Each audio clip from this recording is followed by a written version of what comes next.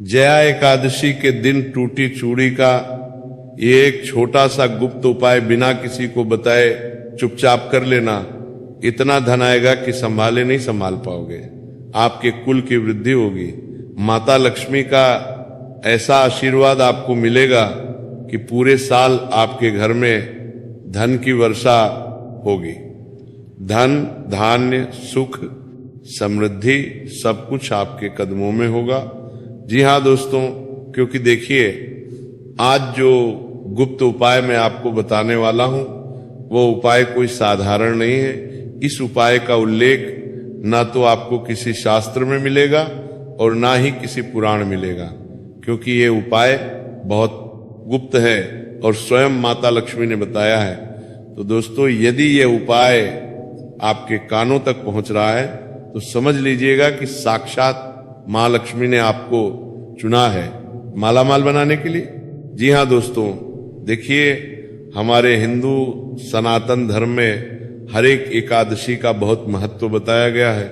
तो ठीक इसी तरह जय एकादशी भी कोई साधारण एकादशी नहीं है। जय एकादशी हर साल माघ माह के शुक्ल पक्ष की एकादशी के दिन मनाई जाती है।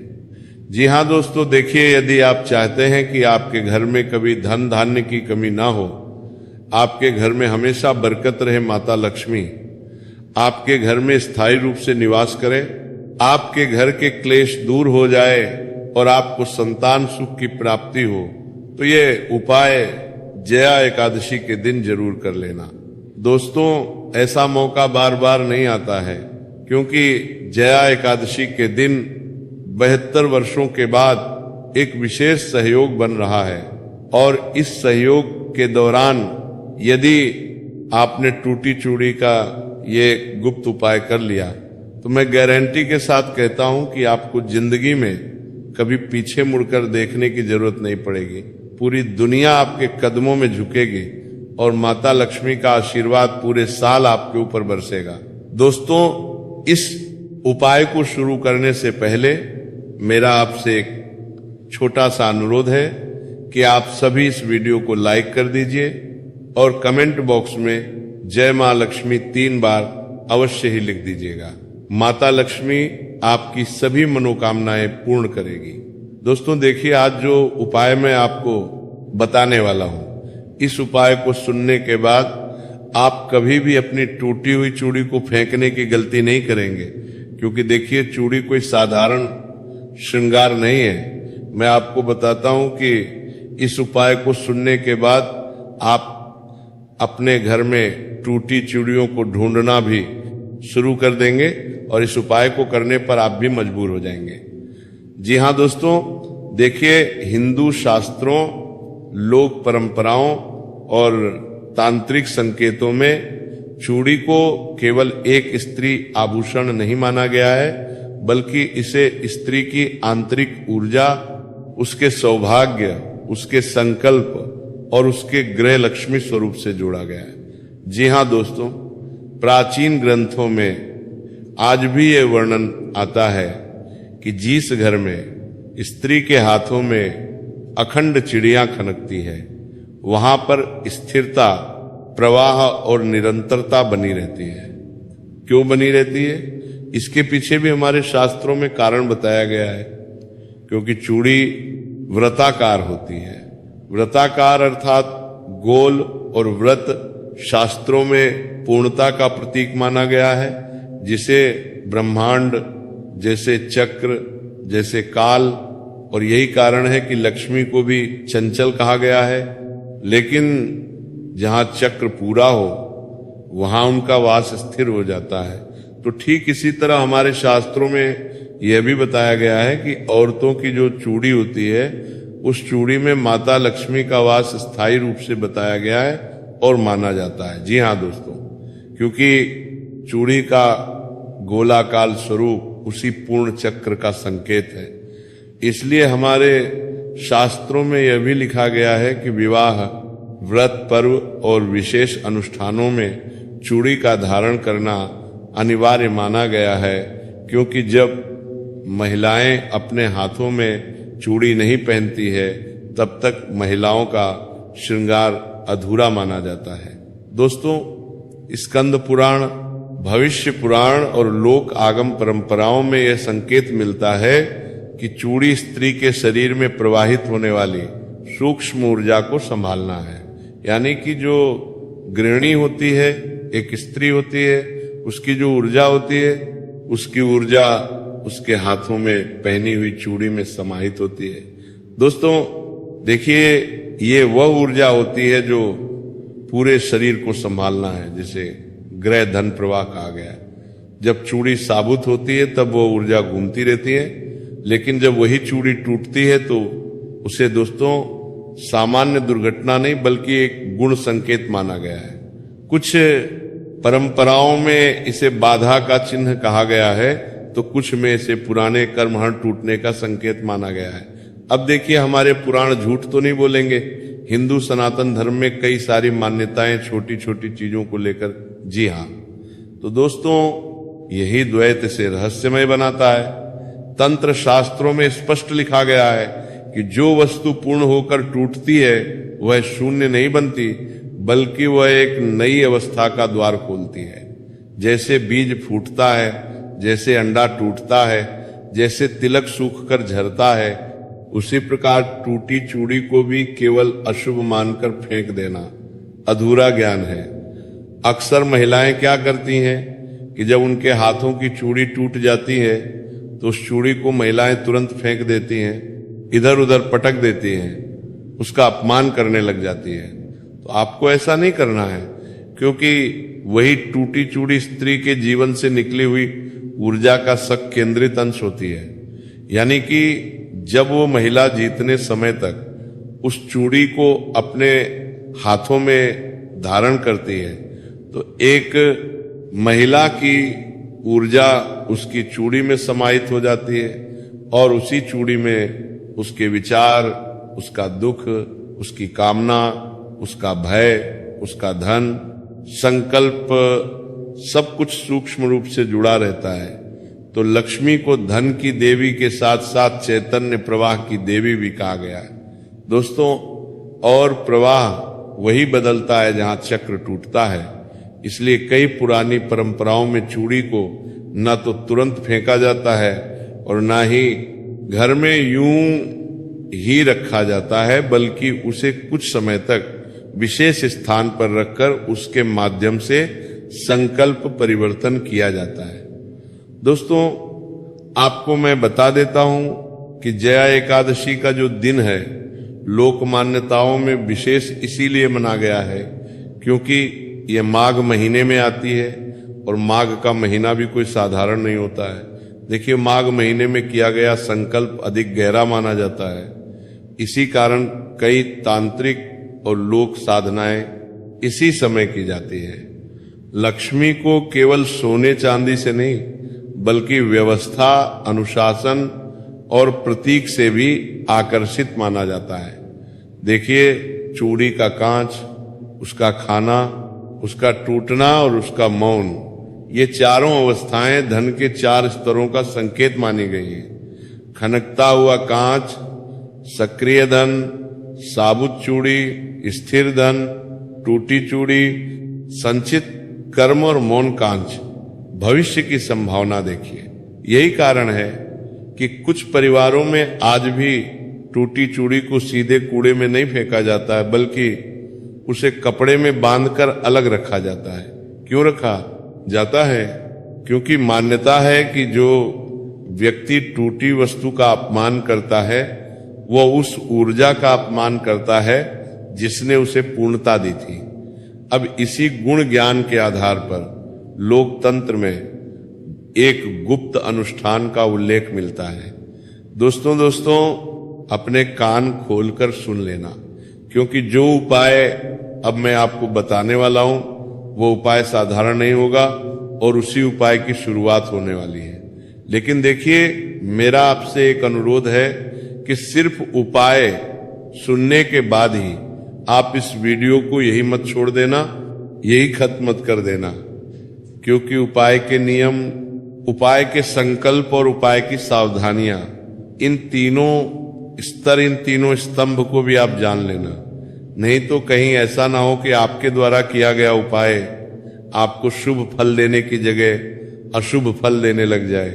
क्योंकि देखिए कई सारे लोगों की ऐसी आदत होती है कि वह सिर्फ उपाय को जानते हैं, अपने भले की बात जानते हैं, उसके बाद वीडियो को छोड़ देते हैं और फिर कुछ उच्च नीच होती है तो गुरुदेव को दोष देने लगते हैं, भगवान को दोष देने लगते हैं, कर्मों को दोष देने लगते हैं। तो आपको मैं बता देता हूं कि इस उपाय को सुनने के बाद आप इस उपाय से संबंधित संकल्प, इस उपाय से संबंधित सावधानियां और इस उपाय से संबंधित नियम भी सुन लेना। अब दोस्तों, लोकतंत्र में गुप्त अनुष्ठान का उल्लेख में मिलता है जिसे बहुत कम लोग जानते हैं और उससे भी कम लोग सही भाव से करते हैं। कहा जाता है दोस्तों कि ये उपाय दिखावे के लिए नहीं किया जाता है, ये उपाय बल्कि स्वयं के भीतर धन प्रवाह को मोड़ने के लिए कहा जाता है। आपको क्या करना है, ध्यान से सुनिएगा कि इस प्रक्रिया में सबसे पहले टूटी चूड़ी को ध्यान से देखा जाता है। उसे दोष नहीं दिया जाता है बल्कि यह स्वीकार किया जाता है कि जीवन का एक चक्र पूरा होकर टूटा है। अब देखिए वह जो चूड़ी टूटी, अब कोई भी औरत उसे जानबूझकर तो नहीं तोड़ेगी। जैसे औरतों की चूड़ी किस कारण से टूटती है, औरतें कुछ काम कर रही होती है तो काम करते करते टूट जाती है। कोई बच्चा होता है तो अक्सर बच्चों को संभालने के चक्कर में औरतों की चूड़ी टूट जाती है। तो आपको क्या करना है कि देखिए टूटी हुई चूड़ी को ध्यान से देखना है, उसे दोष नहीं देना है बल्कि स्वीकार करना है कि जीवन का एक चक्र पूरा हो चुका है। फिर उस चूड़ी के टुकड़े को स्वच्छ जल से धोया जाता है, यानी कि साफ सुथरा पानी आपको लेना है और टूटी चूड़ी को धोना है, क्योंकि जल को लक्ष्मी का प्रथम आवरण माना गया है। अब इतना करने के बाद उस टूटी चूड़ी के टुकड़े को उसे लाल या पीले कपड़े में रखा जाता है। देखिए लाल रंग शक्ति का और पीला रंग स्थिरता का प्रतीक माना गया है। हमारे शास्त्रों में फिर उस कपड़े को कुछ समय के लिए घर के उस स्थान पर रखा जाता है जहां धन से जुड़ी गतिविधियां होती है। जी हां दोस्तों, आपको ध्यान रखना है कि आप अपने घर में धन को किस जगह पर रखते हैं। तो टूटी हुई चूड़ी को स्वच्छ जल से धोकर लाल या पीले कपड़े में बांधकर देखिए आपको कहां रखना है, मैं आपको बताता हूं। अगर आप तिजोरी में अपना पैसा रखते हैं तो तिजोरी में उस कपड़े को रखना है। अगर आप अपने किचन में पैसा रखते हैं तो जहां पैसा रखते हैं वहां पर रखना है। देखिए जैसे तिजोरी हो गई, अलमारी हो गई या पूजा का स्थान हो गया, और इस दौरान मन में केवल एक ही भाव रखा जाता है, अभाव नहीं, बल्कि व्यवस्था तंत्र के अनुसार धन तब आता है जब व्यक्ति उसे संभालने की मानसिक संरचना बना चुका होता है। क्योंकि दोस्तों देखिए, माँ लक्ष्मी तो हर किसी के ऊपर आसानी से मेहरबान नहीं होती है। माँ लक्ष्मी हमेशा उसी इंसान के ऊपर मेहरबान होती है जो माँ लक्ष्मी की कद्र करता है। एल जो धन की कद्र करता है, जो धन मिलने के बाद, धन आने के बाद अपने अंदर बिल्कुल भी अहंकार नहीं आने देता है। तो दोस्तों ये उपाय किसी जल्दबाजी में नहीं किया जाता बल्कि शांति से किया जाता है। कहा जाता है कि जब व्यक्ति टूटी चूड़ी को देखकर भय नहीं बल्कि कृतज्ञ महसूस करता है तब लक्ष्मी की चंचलता स्थिर होने लगती है। कुछ महिलाएं, कुछ लोग ऐसे होते हैं कि टूटी चूड़ी देखते ही घबरा जाते हैं, अशुभ घटना का संकेत मान लेते हैं। लेकिन मैंने आपको बताया है कि टूटी चूड़ी अशुभ घटना का संकेत नहीं है बल्कि शुभ घटना का संकेत है। देखिए दोस्तों, इस पूरी प्रक्रिया का उद्देश्य बाहरी धन से पहले भीतर के धन भय को तोड़ना होता है। जी हां, देखिए स्पष्ट बताया गया है हमारे शास्त्रों में कि लक्ष्मी उस घर में नहीं टिकती जहां धन को लेकर डर हो, कुछ लोगों को डर रहता है कि अगर मेरे पास अधिक मात्रा में धन आ गया तो मैं उस धन का क्या करूंगा। कुछ लोगों को इनकार आ जाता है कि अरे मेरे पास तो बहुत पैसा है, अब मैं जो चाहे वो कर सकता हूं। तो आपको ऐसा नहीं करना है।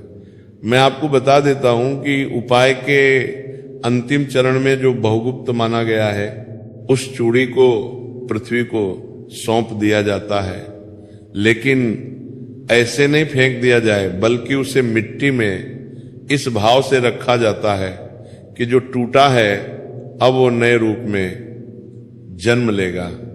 जी हां दोस्तों, जैसे बीज, और यही वो क्षण माना जाता है जहां ऊर्जा, संचित ऊर्जा दिशा बदलती है। लोक मान्यताओं में कहा जाता है कि इसके बाद व्यक्ति के जीवन में धन को लेकर घटनाएं बदलने लगती है, कभी अवसर के रूप में, कभी जिम्मेदारी के रूप में, कभी ऐसे मार्ग से जहां उसने कल्पना भी नहीं की होती। तो ये सब चमत्कार की तरह दिखता है, लेकिन तंत्र इसे ऊर्जा के पूर्ण संयोजन का परिणाम मानता है। और यही कारण है कि इस उपाय को दिखावे से दूर चुपचाप और पूर्ण विश्वास के साथ करने की परंपरा रही है, और यही इसका सबसे बड़ा रहस्य है।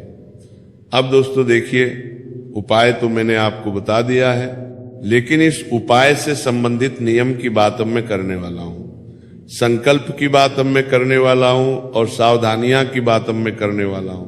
तीनों स्तंभ है। देखिए, मैंने आपको सिर्फ सबसे पहला स्तंभ बताया है, उपाय, लेकिन हर उपाय के 4 स्तंभ होते हैं, क्रिया, नियम, संकल्प और सावधानियां। क्रिया बता दी है, अब बारी आती है नियमों की। देखिए दोस्तों, का सबसे पहला नियम सबसे खास और सबसे महत्वपूर्ण है कि यह उपाय किसी को दिखाने, किसी को सुनाने या प्रमाणित करने के लिए नहीं किया जाता है। तंत्र और लोक शास्त्रों में स्पष्ट कहा गया है कि जो साधना प्रचार के लिए की जाए वह प्रभाव को खो देती है। टूटी चूड़ी से जुड़ा यह उपाय भी केवल स्वयं के भीतर परिवर्तन के लिए है। दूसरा नियम यह है कि उपाय आप जब भी करें तो उस दिन अपना मन पूर्ण रूप से शांत हो, क्रोध भाई। तीसरा, ये हताशा की अवस्था में किया गया कोई भी अनुष्ठान उल्टा प्रभाव देता है, इसलिए आपको अपने मन को बिल्कुल शांत रखना है। अपने मन में बिल्कुल नकारात्मकता नहीं आने देनी है।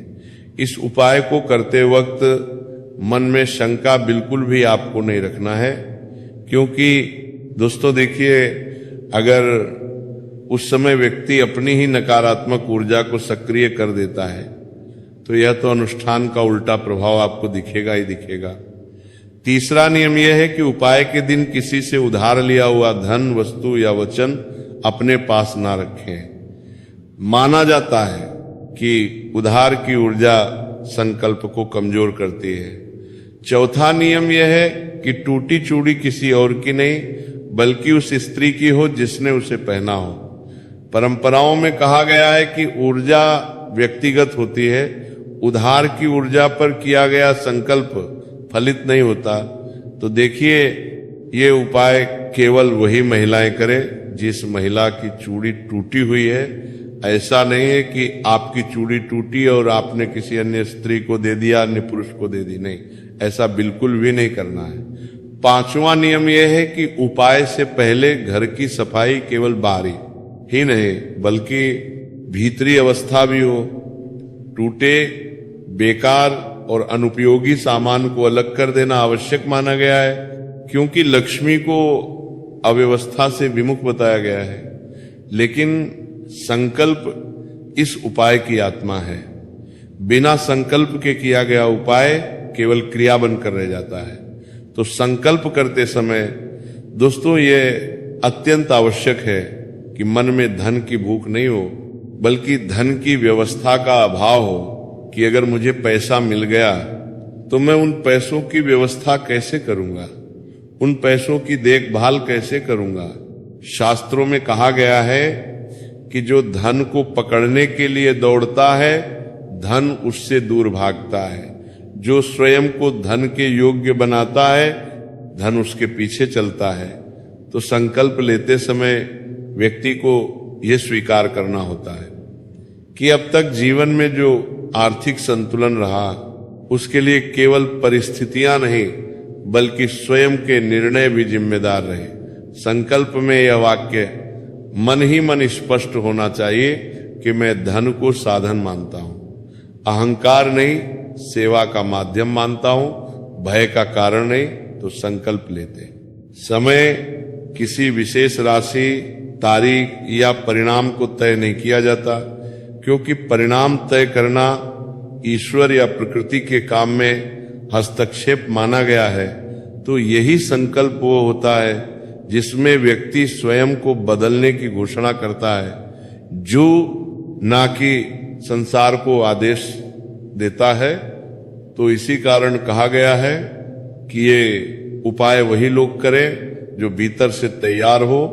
केवल सुन्नी सुनाई बातों से प्रेरित होकर किया गया संकल्प खोखला माना गया है। इस उपाय के बाद सबसे बड़ी सावधानी यह है कि ये व्यक्ति से धन से जुड़ी शिकायतों से बचे।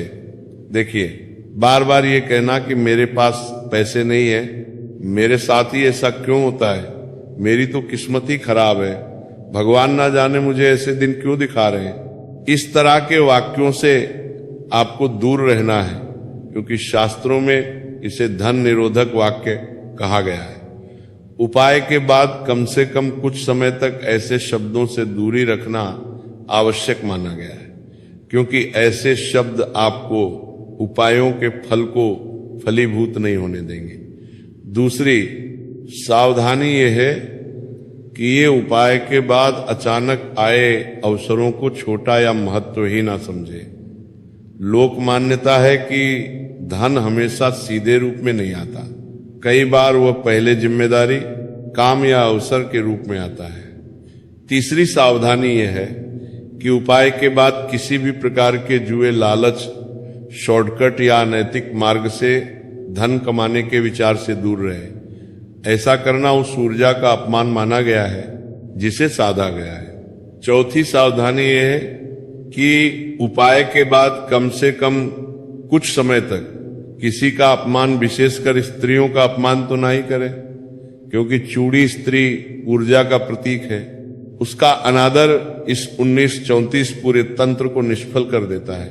लोक परंपराओं में कहा गया है कि उपाय के बाद कुछ समय तक अत्यधिक नशा, अत्यधिक आलस्य, अनियमित जीवन से दूरी बनानी चाहिए, क्योंकि ये सब चीजें आपके जीवन में नकारात्मकता को दोस्तों आमंत्रित करती है, बल्कि इतना कि शरीर और मन एक ही दिशा में चले, लेकिन तपस्वी बन जाए। सुबह उठने का समय, भोजन का समय और सोने का समय बहुत अधिक व्यस्त ना हो। यह भी माना गया है कि उपाय के बाद यदि व्यक्ति अपने पहनावे, भाषा और व्यवहार में थोड़ा सा भी अनुशासन लाता है तो संकल्प जल्दी स्थिर होता है। टूटी चूड़ी का उपाय अवस्था से व्यवस्था की यात्रा का प्रतीक है, इसीलिए उपाय के बाद जीवन में व्यवस्था लाना उसका स्वाभाविक विस्तार माना गया है। अब इस उपाय से जुड़ी सबसे गुप्त सावधानी यह है कि इसके बारे में बार बार सोचना नहीं चाहिए। जिस बीज को बार बार खोद कर देखा जाए वो अंकुरित नहीं होता। उपाय करने के बाद उसे मन से छोड़ देना ही उसकी पूर्णता है। जो व्यक्ति हर दिन ये देखने लगे कि अब क्या हुआ, अब कितना बदला, वह स्वयं ही प्रक्रिया को बाधित कर देता है। देखिए, विश्वास का अर्थ प्रतीक्षा नहीं बल्कि समर्पण है। यही कारण है कि पुराने समय में ऐसे उपायों के बाद साधक को सामान्य जीवन जीने की सलाह दी जाती थी। तो अब हम आप सभी को बता देता हूं कि दोस्तों, इस उपाय की समाप्ति यहीं पर होती है। अगर आप सभी को ये उपाय पसंद आया हो तो आप सभी इस उपाय को लाइक कर दीजिएगा। कमेंट बॉक्स में हमें इस उपाय को करने के बाद आपके जीवन में होने वाले परिवर्तन के बारे में अवश्य बताना। मिलते हैं आपके साथ दूसरी वीडियो में। तब तक के लिए राधे राधे। और आपने हमारे चैनल को सब्सक्राइब नहीं किया है तो चैनल को सब्सक्राइब अवश्य कर देना।